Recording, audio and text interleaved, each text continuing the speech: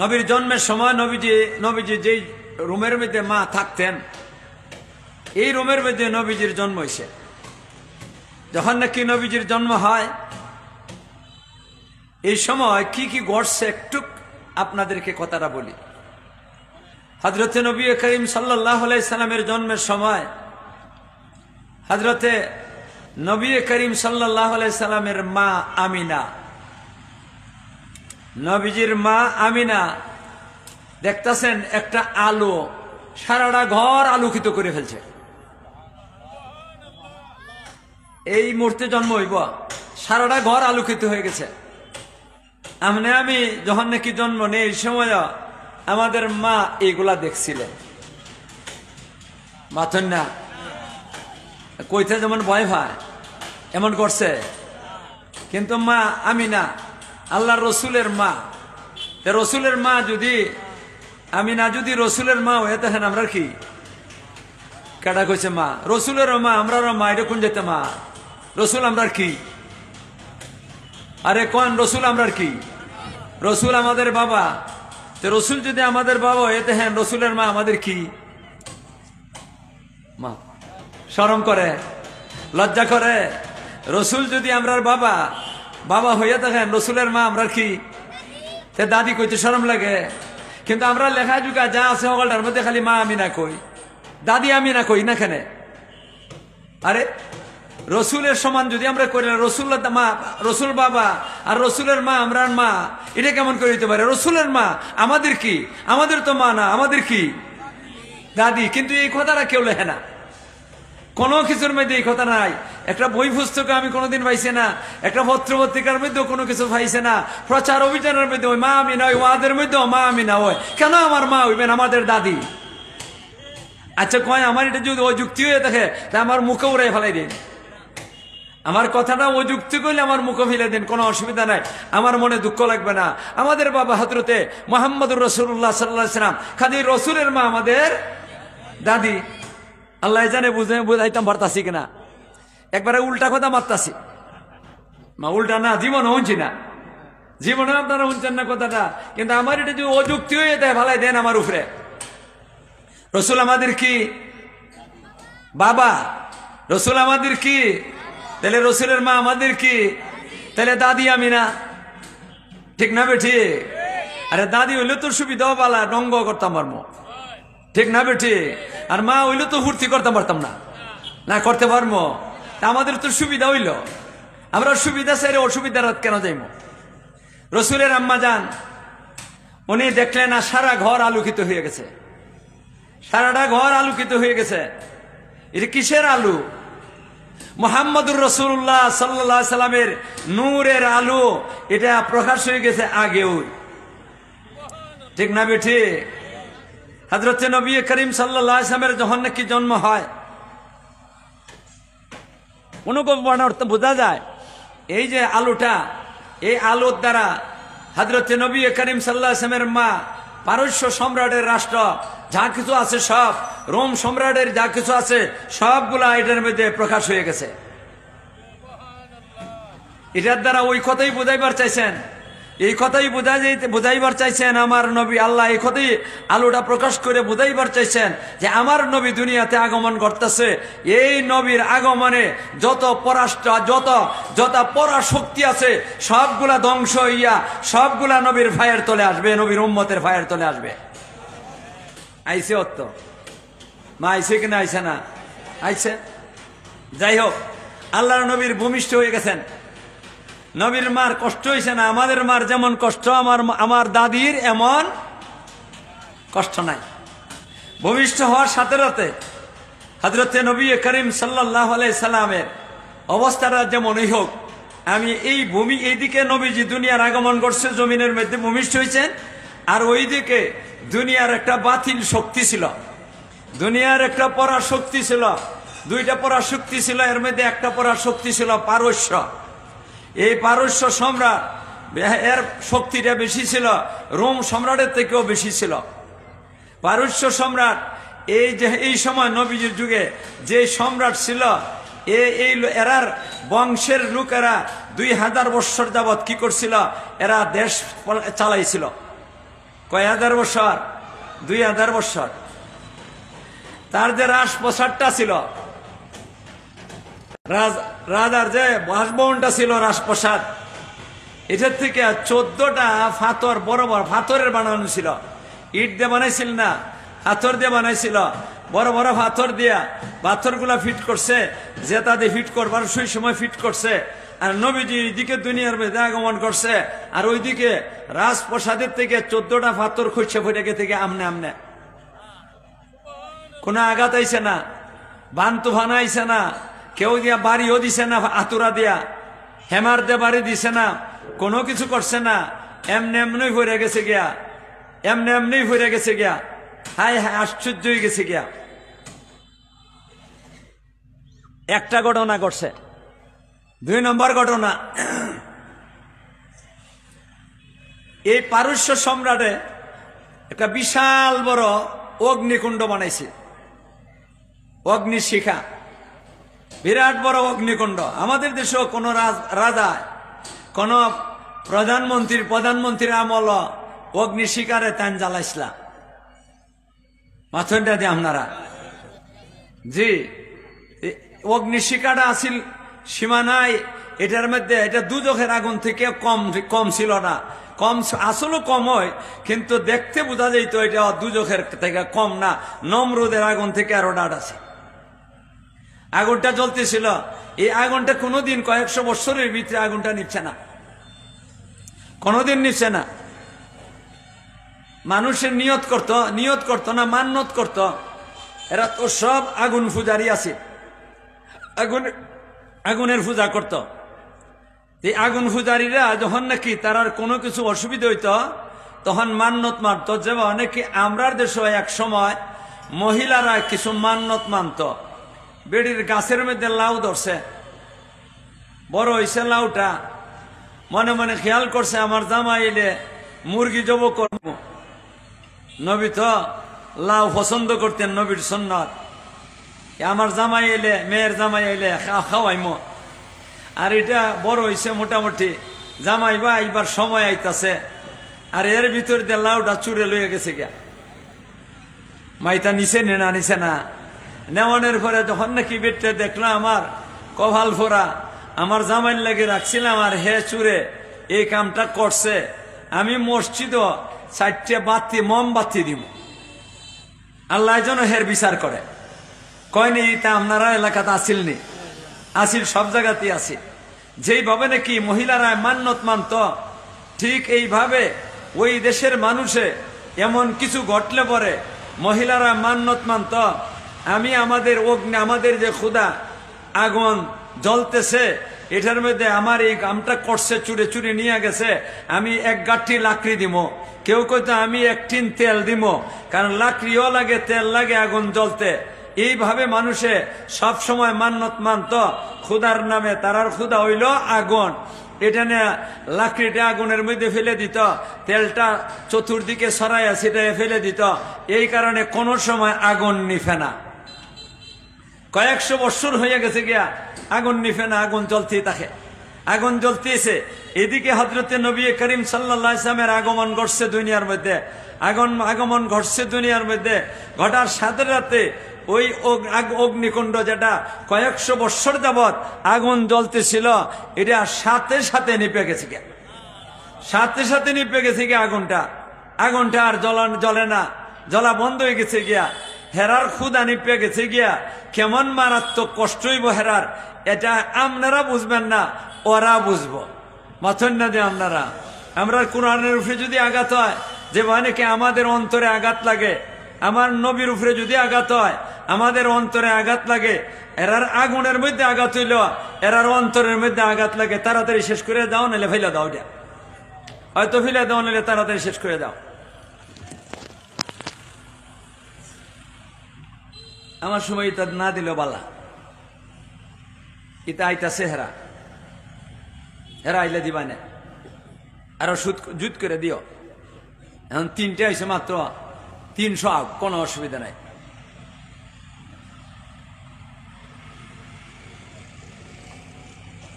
এখন তো রাজা তো জানতে পারছে ঘটনাটা, জানি সেরে কইল, কেন আমার অগ্নিকুণ্ডটা অগ্নিশিখাটা বন্ধ হইল?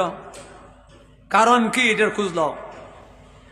আমার বিল্ডিং এর থেকে, রাজপ্রসাদের থেকে 14টা পাথর কেন খসে পড়ল? এর কারণ কি? এই কারণটা আমি জানতে চাই। ওই সময় এমপি মন্ত্রীরা জিজ্ঞাসা করছে না, দেশ চালাইবার লেগে এমপি মন্ত্রী লাগে সবসময়, ওদেরকে জিজ্ঞাসা করছে না, জিজ্ঞাসা করছে গণকদেরকে। ওই সময় গণকের কথা মানুষে বেশি মানত। ফেরাউন, নমরুদ এরার কাছেও গণক থাকত। গণকে যেটা কইত, এটা আল্লাহ যা তখন এর থেকে বেশি শক্তিশালী, এটা এরার কাছে এমন ছিল। এরার বাদশার সামনে অনেক গণক থাকত। এমপি মন্ত্রীরা যেই পরিমাণ বেতন দিত, এদের বেতনটা এর থেকে বেশি আছে। এই গণকদেরকে বলল, কেন আমার 14টা পাথর খসে বলল, কেন আমার আগুন নিপে গেল, এটা তোমরা তাড়াতাড়ি বাহির করে দেওয়া, নাইলে তোমাদেরকে কঠিন শাস্তি দেওয়া হইব। এখন এই শাহবগল পড়ছেন বেশবাদ, বিরাট বড় বেশবাদ পড়ছে। এরা তো জীবন হইতে কইতে পারতো না কেন হয়েছে, মাথুন্নাদি কইতে পারবো? এটা গণার জিনিস, 1 2 3 4 5 করে গণ, এটা তো গণার বিষয় না। এটা হয়েছে কার পক্ষ থেকে? আল্লাহর পক্ষ থেকে ঘটনা ঘটছে। এটা নবীর মুজিজা, নবী দুনিয়াত আগমন করছে, মুজিজা জাহির হইছে। কাজে এটা কোনো গণকের কথা না, জ্যোতিষীর কথা না। জ্যোতিষী বলতে পারবে না। এটা যে দিছে, এই মুজিজা নবীজিকে দান করছে, উনি বলতে পারবেন। কাজে এরা বলবেন কেমনে? ঠিক না বেটি? ওই এরার বিপদ হয়ে গেছে গিয়া, এখন তো এরার কঠিন শাস্তির সম্মুখীন হয়ে গেছে গিয়া। এরার তো অঙ্গাইয়া জিমাইয়াতে জিন যাইতাছে। একটা লোক ছিল তারার ধর্মের, এই লোকটাই কইল যে, জনাব আপনি আপনার গণকদেরকে বলছেন বালা কথা, এরা চেষ্টা করো গণক। এই বাচ্চা, এই তুমি কে শুরু করছো? কোথেকে তা? এরা দেহ চেষ্টা করিয়া, আর আমার একটু সুযোগ দিন, আমি এটার খবরটা লই আই। তুমি কোথেকে আনবা? আমি যাইমি কি সিরিয়াত। বর্তমান জমানার সিরিয়া, আগের জমানার শাম দেশ, নবীর যুগের শাম, এই যুগের সিরিয়া। এখানের মধ্যে বিভিন্ন ধর্মের আলিমরা আছে। এটা আলিমুল আমার কাজ, আসমানি কিতাব আছে, এইগুলার থেকে এরা বলে দিতে পারবো। আপনি যদি আমার সুযোগ দেন, আমি ওইখানে যাইমো, যাইয়া এটার খবরটা লইম। বাদশার তো জানে শান্তি নাই, আগুন কেন নিপল, কোন বিপদ আইতাছে, এরার ধর্মের উপরে বিপদ আইব, যারা জাতির উপরে বিপদ আইব। কাজে এটা জানবার দরকার। আসলে তো বিপদ আইছে ধর্মের উপরে, আইছে কেন আইসা না? এটা তো ধর্মই না, ধর্মের নামে অধর্ম। ঠিক না বেটি? ইহুদিদের ধর্ম, খ্রিস্টানদের ধর্ম, এটা বিকৃত ধর্ম। আগুন পূজা তো দুনিয়া ধর্মই না। কাজে এরা ধর্মের উপরে আঘাত আসতেছে, এরার যারা পূজারী ওগুলো আছে, এরার উপরে আঘাত আসতেছে। এই কারণে তার মনে শান্তি নাই, তার উপরে অশান্তি বিরাজ করব, অশান্তি বিরাজ করতেছে। কয় তুমি যাও, তাড়াতাড়ি খবর লই আও। তখন তারে ভাড়াইছে, সে গেছে সিরিয়াতে। সিরিয়ার মধ্যে ইহুদি ধর্মের, খ্রিস্টান ধর্মের ভাদ্রীরা আছে, ধর্ম যাজক আছে। এরার কাছে গেছে। একজনের কাছে যাওয়ানোর পরে এই লোকটা বিজ্ঞ ছিল। এবারে কইল ঘটনা শূন্য, তুমি যে ঘটনা কইলা, এটা যদি সত্যই বইলে থাকো, সত্যই যদি বইলে থাকো, তাইলে ইহারের মধ্যে একটা ঘটনা ঘটছে। এই মক্কা নগরীতে একটা ঘটনা ঘটছে। যদি তোমার কথা সত্য হয়ে থাকে, আর মিথ্যা কথা যদি বললে তো হত, এটা তো কিচ্ছু না, এটা মিথ্যা কথা। আর যদি সত্য কথা বললে তো হতে, মক্কা নগরীতে একটা ঘটনা ঘটছে। কয় কি ঘটনা ঘটছে? কয় মক্কা নগরীতে আল্লাহ রব্বুল আলামিন একজন নবী পাঠাইবেন। আল্লাহ 2,24,000 নবী রসুল অথবা 1,24,000 নবী রসুল পাঠাইবেন। 2,23,999 জন নবী রসুল আইসে গেছেন, একজন নবী রইয়া গেছেন, এখনো আসেন নাই। ওনার আগমনের সময় এসে থেকে আলামতে বোঝা যায়। আলামতে বোঝা যায়, বিভিন্ন আলামত আমাদের চোখের সামনে আছে। এই আলামত গুলা বোঝা যায় আখিরি নবী ওনার আগমন ঘটবার সময় এসে গেছে গিয়া। আখিরি নবী মোহাম্মদুর রসুল্লাহ মোহাম্মদ ইবনে আব্দুল্লাহ, ওনার আগমন ঘটবে মক্কা নগরীতে। আর উনি যখন নাকি আসবেন দুনিয়াতে, তখন দুনিয়াতে অনেকগুলা আশ্চর্য ঘটনা ঘটবে।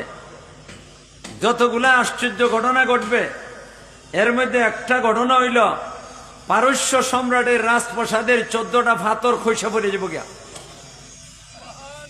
আর যখন নাকি ওনার আগমন ঘটবে, তখন পারস্য সম্রাটের যে অগ্নিকুণ্ড, অগ্নিশিখা, এটা এমনিতেই নিপে যাব গিয়া, এমনিতেই নিপে যাব গিয়া। এটা হইল ওনার আগমনের কারণে ঘটবে। তুমি যদি বাস্তবই কইয়া তখন এমন ঘটনা ঘটছে, তাহলে নিশ্চয়ই মক্কা নগরীতে আখিরি নবীর জন্ম হইয়া গেছে। এবার এত শুনতেছে, প্রশ্ন আর কি করব, যা কইছে তাই বাস্তবে কইতাছেন উনি। এরপরে কইতাছেন যে এটার ব্যাখ্যাটা নিয়ে দাও, কেন 14টা পাথর কষিয়া পড়বে? 14টা পাথর কষিয়া পড়বার কারণ হইল ওনার আগমন ঘটার সময় থেকে লইয়া একজন একজন করিয়া এই পারস্য দেশের রাজা বাদশাহ হইতে থাকবে। একজনের মরণের পরে আরেকজন, আরেকজনের মরণের পরে আরেকজন, এইভাবে একজন একজন করিয়া 14 জন বাদশাহ যখন নাকি শেষ হয়ে যাব গিয়া, তখন এই দেশটা আর এদের অধীনে থাকবে না। এই পুরা দেশটা ওই নবীর উম্মতের দখলে চলে যাব। তাহলে একটা সুসংবাদ মুসলমানের লাগি মাথন্না দিয়ে আপনারা নবীজির এই ঘটনার দ্বারা একটা সুসংবাদই কেন করছে? 2 নম্বর, এই যে আগুনটা, এই আগুনটা হইল এটা কোনো খুদা না, এটা বাতিল একটা খুদা। এদের ব্যাখ্যা এটা বাতিল এক খুদা, আসলে আগুন খুদা হইতে পারে না। আর মানুষ এটারে খুদা বানাই রাখছে, মানুষ এটারে খুদা বানাই রাখছে।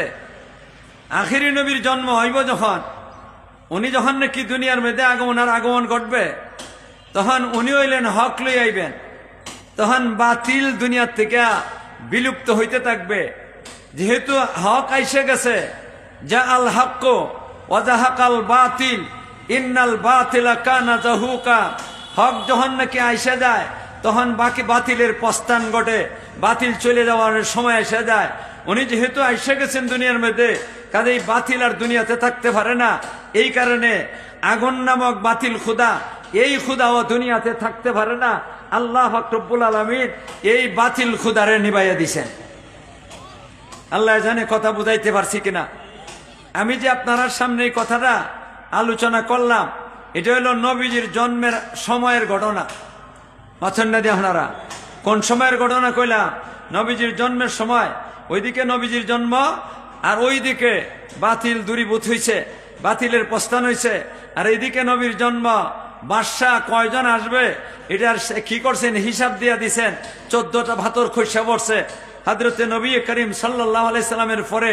এরপরে আর এই বাতিল বাদশারা থাকতে পারবে না, এই দেশটা এদের দখলে থাকবে না। সুলানা দেশটা মুহাম্মদুর রাসূলুল্লাহ সাল্লাল্লাহু আলাইহি সাল্লামের উম্মতের দখলে চলে আইব। আপনারা বলেন, এখন আমি জিজ্ঞাসা করি, এটা নবীজির জন্মের আলোচনা সামান্য করলাম, মোহাম্মদ সন্ন্যাদি আপনারা এটা সামান্য আলোচনা করলাম। বিস্তারিত আলোচনা তুই কেন আসেই না? বিস্তারিত আলোচনা করতে সময় লাগবো, বিস্তারিত আলোচনা করতে সময় লাগবো। আমি কইলাম এতটুকু আলোচনার দ্বারা আপনাদের কাছে আমি জিজ্ঞাসা করি, বলেন নবীর জন্মের আলোচনার দ্বারা আপনারা একটু আলোচনা শুনলেন? মাথন্যাদি আপনারা কি শুনলেন? একটু আলোচনা শুনলেন। কিন্তু এই আলোচনার দ্বারা বলেন, আপনার কাছে দিয়ে দিলাম, আপনারা বলেন এটার দ্বারা আমরা জীবন গড়বার কি পাইছি, আমরা আমল করবার মতো কি পাইছেন? একটু সামান্য আমার ইঙ্গিত দেন যে আমরা আমল করার মতো এই জিনিসটা পাইছি। বলেন আওয়াজ করিয়া, পাইছেন কই কোনো কিছু? আমল করবার মতো কোনো কিছু পাইছেন? আওয়াজ করেন না কেন? পাইছেন? তাইলে নবীর মিলাদুন নবী জন্মের আলোচনার দ্বারা সওয়াব পাওয়া যাইব। আমি যদি নবীর আলোচনা করি, জন্মের আলোচনাই করি আর যে কোনো আলোচনা করি, এটার দ্বারা আমি সওয়াব পাইব, যারা শুনব এরাও সওয়াব পাইব। সওয়াবের বেলা ঠিক আছে, সওয়াবের বেলা ঠিক আছে। তাহলে মিলাদুন নবীর মধ্যে দুইটা জিনিস আছে, একটা হইল জন্মের আলোচনাই শুধুমাত্র আছে, আর একটা হইল সওয়াব পাওয়া যায়। বলেন না আপনারা কি পাওয়া যায়? এতটুকু আলোচনা করছি নবী সম্বন্ধে, আপনারা কি সওয়াব পাইছেন না? কি মনে করেন? ধরে কোন সওয়াব পাইছেন কিনা পাইছেন না? তা আমাদের জন্য সওয়াব আছে, এর মধ্যে সন্দেহ নাই, কিন্তু আমল করার মতো কোনো কিছু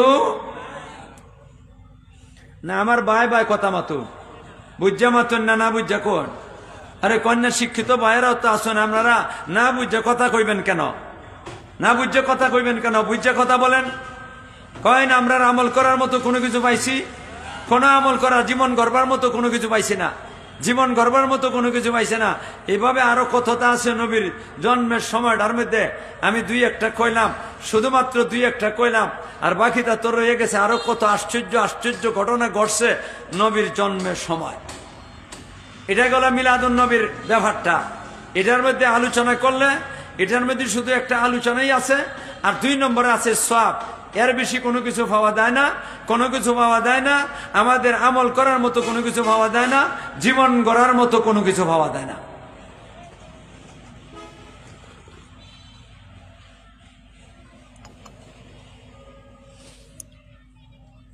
কোনো কোনো বর্ণনার দ্বারা পাওয়া যায় নবী যখন নাকি জন্ম হয়েছিল, নবীর জন্ম হওয়ার সাথে সাথে আল্লাহর নবী, আমরা তো জন্ম হয়েছি, আমরা জন্মের সময় আমরা হাত পাও নাড়াচাড়া করছি, জন্মের পরে হাত পাও নাড়াচাড়া করছি আর কান্নাকাটি করছি, মা ঠিক না ঠিক?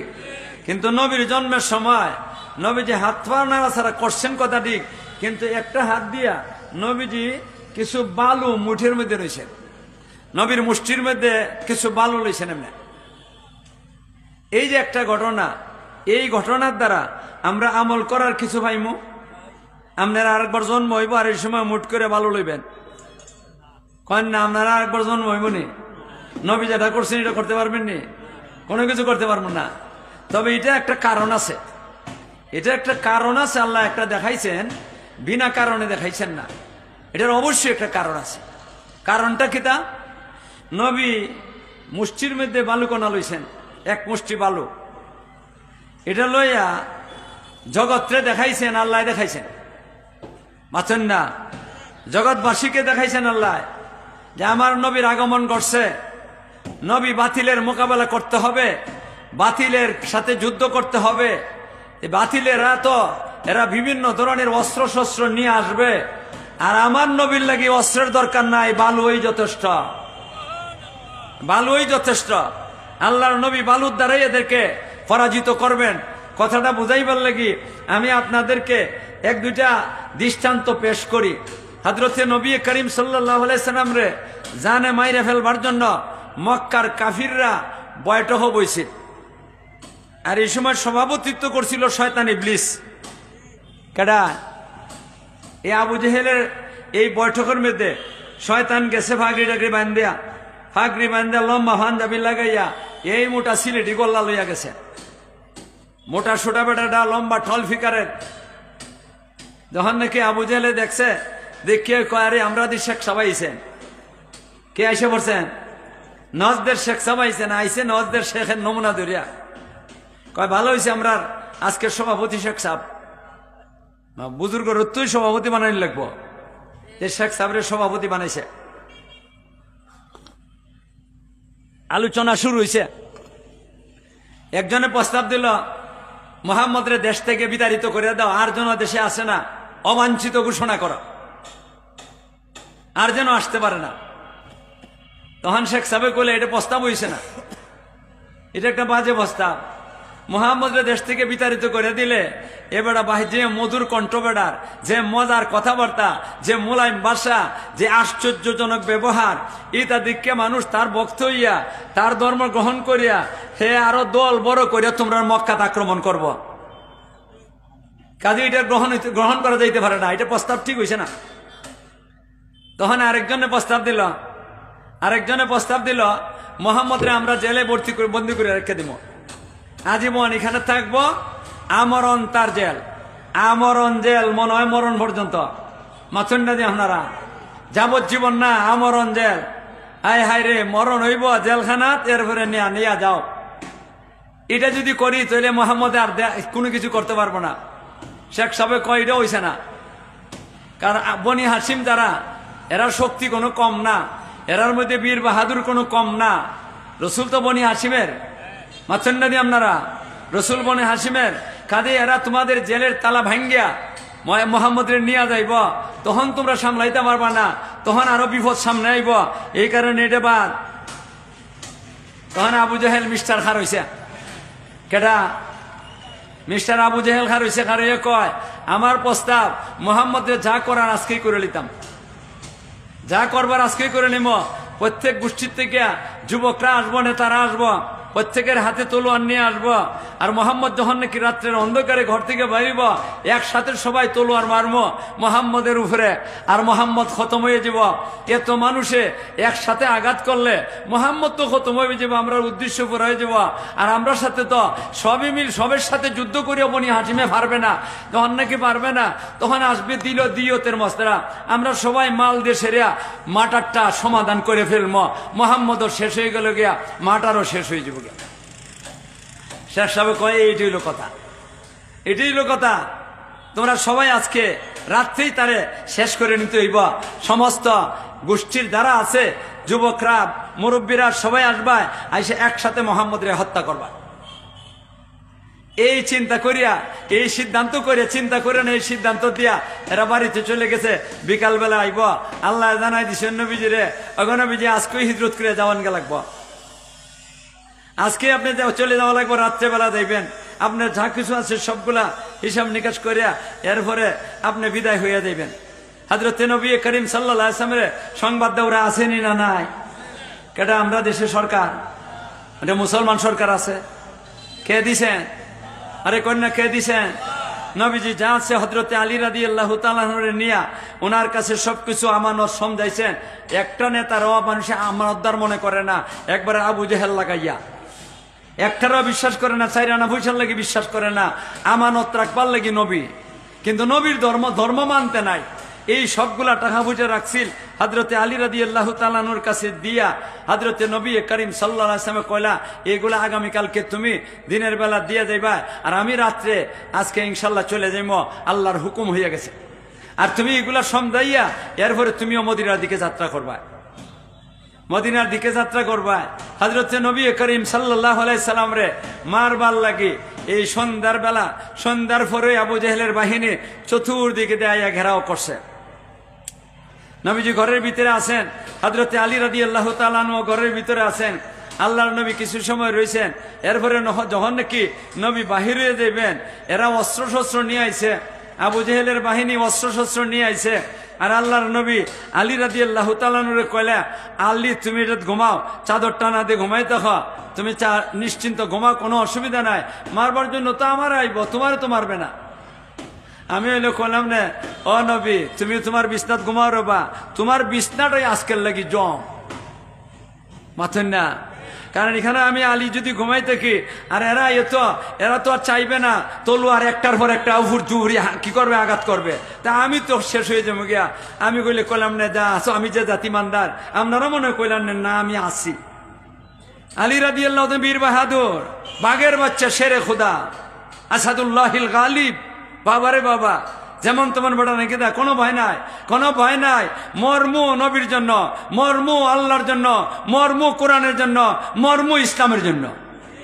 মা ঠিক না বেঠি? এই যে চারটা জিনিসের লাগি মর্ম, এটার লাগি যদি কেউ মরে, কয়েন শহীদ কিনা শহীদ না।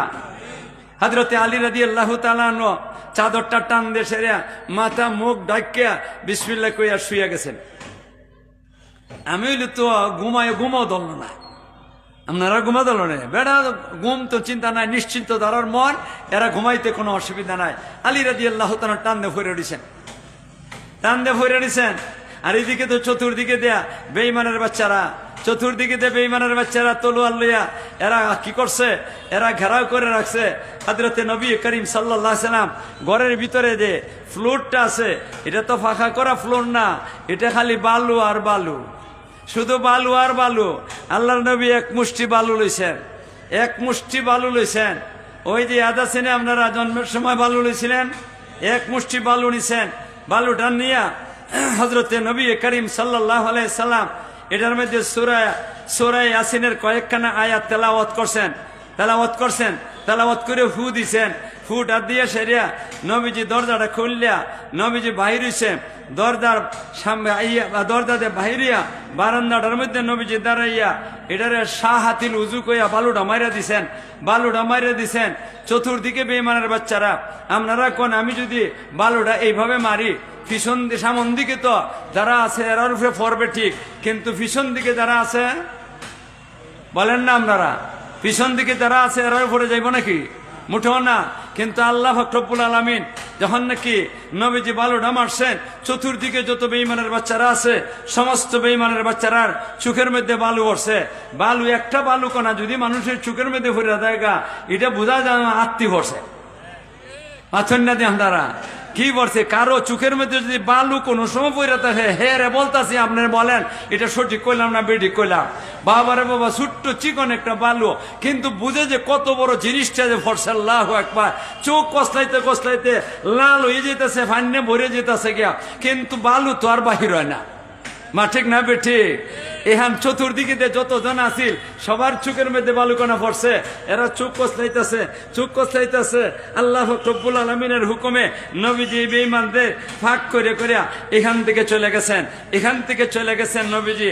এই কথাটারে আল্লাহ বলতেছেন, ওয়ামা রামাইতা ইদ রামাইতা, ওয়ামা রামাইতা ইদ রামাইতা ওয়ালাকিন্নাল্লাহ রামা।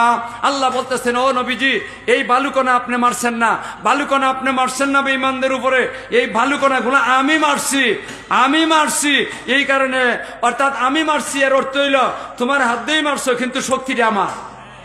মাথেন না যে আপনারা আল্লাহর শক্তিতে মারছেন। এই কারণেই চোখের মধ্যে প্রত্যেকটা বেঈমানের চোখের মধ্যে বালুকণা পড়ছে। কইন আজকে যুদ্ধ আসিল বেঈমানদের সাথে, এরা অস্ত্র লইয়া আইছিল কিনা? আইছিল না? নবী অস্ত্র লইয়া আইছেন। আরে কন্যা অস্ত্র লইয়া আইছেন, কি লইয়াছেন? শুধু বালু লইয়াছেন। ওই জন্মের সময় এই ব্যাপারটা দেখাইয়া বুঝাইয়া দিছেন দুনিয়ার মানুষে, এই দুনিয়ার মানুষ আমার নবীর জন্য অস্ত্রের প্রয়োজন পড়বে না। সুসজ্জিত বাহিনী, এদের মোকাবেলা করতে আমার নবীর অস্ত্রের প্রয়োজন পড়বে না। আমার নবী বালু মারলই চলে। কয়েন বিজয় হয়েছে না হয়েছে না? নবী তো এখান থেকে চলে গেছেন। এরপরে তো যা হইবার হয়েছে এটা আমি বলবার চাই না। এরপরে আসেন আরো এইভাবে নবীজির বিজয় হয়েছে। এটা যা কইতেছি শুধুমাত্র আজ আলোচনা করতেছি, এটার মধ্যে সওয়াব হইতেছে, আমল করবার কিছু নাই। মাথুন না দিয়ে আপনারা আমনে মারুন চাই, আমরা 2 গ্রামে মারামারি লাগছেন, বালু মাইরা দেখুন যাইব? আরে কন্যা যাইব? মুঠো যাইবে না। এটা আল্লাহর কুদরতে, আল্লাহর শক্তিতে হযরতে নবী করিম সাল্লাল্লাহু আলাইহি ওয়াসাল্লাম বালুকণা মারছেন। আল্লাহ বলতেছেন, ওমা রামাইতা ইদ রামাইতা ওয়ালাকিন্নাল্লাহ রামা। হযরতে নবী করিম সাল্লাল্লাহু আলাইহি ওয়াসাল্লাম মদিনার যাওয়ানোর পরে প্রথম যে যুদ্ধটা হয়েছিল, মাথুন না দিয়ে আপনারা, প্রথম যে যুদ্ধটা হয়েছিল এটা হইল বদরের যুদ্ধ। মুসলমান 313, একবারে খালিস মুখলিস মিনা ইমানদার, একটা মুনাফিক নাই। মুসলমানদের সাথে একটা মুনাফিকও নাই। যারা আছে ছোট বড় সব ইমানদারের দল। আর বেঈমানের বাচ্চা 950। মাথুন না দিয়ে আপনারা, বেঈমানের বাচ্চা কতজন? 950। এরা তো সুসজ্জিত বাহিনী আইছে, অস্ত্র শস্ত্র নিয়ে আইছে। আর আল্লাহর নবীর কাছে অস্ত্র নাই, শক্তি নাই, জনবল নাই, অস্ত্রের বল নাই। সামান্য কয়েকজন 313 জন সাহাবী, 3 ভাগের 1 ভাগ থেকে আরো কম। মাথুন না দিয়ে আপনারা, বা ধরেন 3 ভাগের 1 ভাগই। আর এরপরে অস্ত্র শস্ত্র বলতে শূন্যই কইতে গেলে সামান্য কিছু অস্ত্র। হযরতে নবী করিম সাল্লাল্লাহু আলাইহি ওয়াসাল্লাম যায় সেরে সেজদার মধ্যে পড়ে গেছেন গিয়া, লাইন করা হইছে। লাইন করণের পরে হযরতে নবী করিম সাল্লাল্লাহু আলাইহি ওয়াসাল্লাম সেজদার মধ্যে আসন, সেজদার মধ্যে পড়ে কাঁদতাছেন। আল্লাহ চোখের পানি পড়তাছে, নবীর চোখের পানিটা